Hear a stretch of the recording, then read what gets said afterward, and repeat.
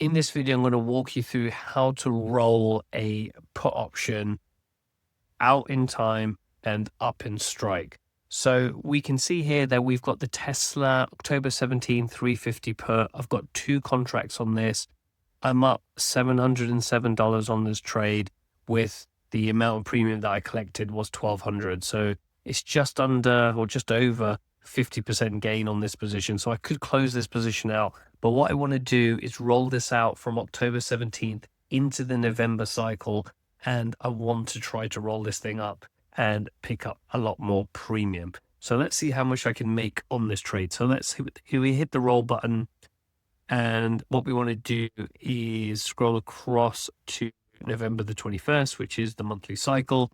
Again, if I just pull this up here, we're going to close out these positions for $267. So again, this is two contracts that we're going to be doing. So I need to make sure I select two contracts when I roll the position.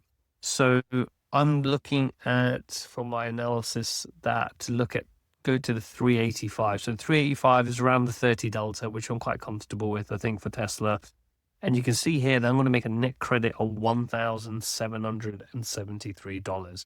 So this is going to be a good trade for me, and I can manage this trade if Tesla does go down. I think Tesla will start to go down, but I want to try to make a bit of premium off this position here. It's down 4% today, so I'm rolling into strength effectively. So I'm picking up more premium.